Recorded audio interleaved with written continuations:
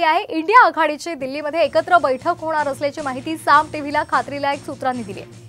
या बैठकीला महाराष्ट्रामधून उद्धव ठाकरे, शरद पवार उपस्थित राहणार आहेत। जागा वाटपावर अंतिम शिक्कामोर्तब दिल्लीमध्ये होणार आहे। याच महिन्यांमध्ये ही बैठक होण्याची शक्यता आहे। तर या संदर्भात अधिक माहिती घेऊयात आमचे प्रतिनिधी प्रमोद जगताप यांच्याकडून। प्रमोद, काय अधिकची माहिती आहे? श्वेता, या मार्च महिन्याच्या पहिल्या आठवड्यामध्ये निवडणुकांची आचारसंहिता लागण्याची शक्यता वर्तवली जाते आणि त्या पार्श्वभूमीवर इंडिया आघाडीची तर बैठक होणार आहे।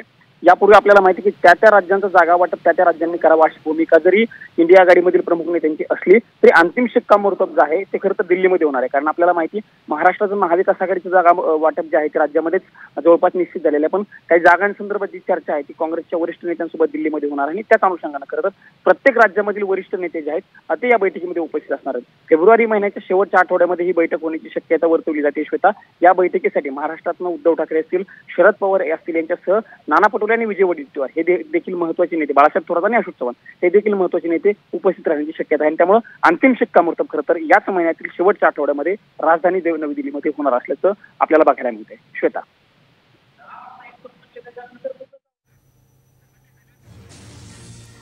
तर धन्यवाद प्रमोद आपण दिलेल्या माहितीसाठी।